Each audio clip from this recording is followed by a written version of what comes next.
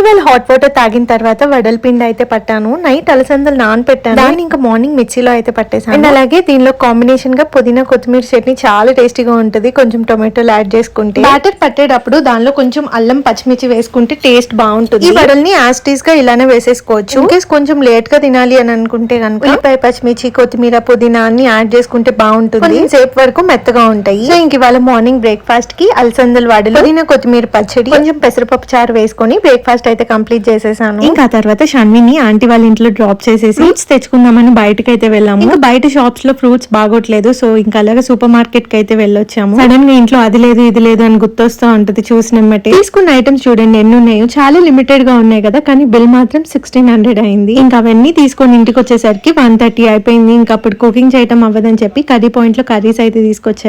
షన్వికి shape sorter ఒకటి order చేశాను కదా, దానిలో వచ్చింది మ్యాగ్నెట్ ఫిషెస్. ఈ గేమ్ చాలా బాగుంటుంది హ్యాండ్ ఐ కోఆర్డినేషన్ కి పిల్లలకి. పెప్పా పిగ్ ఆంటీ హైదరాబాద్ నుండి వచ్చేటప్పుడు తీసుకొచ్చారు, చాలా బాగుంది కదా. ఇంక ఇంట్లో అన్ని పింక్ పింక్ అయిపోతున్నాయి. ఫైనల్ గా నా డే అయితే లేండి అయింది. బాయ్.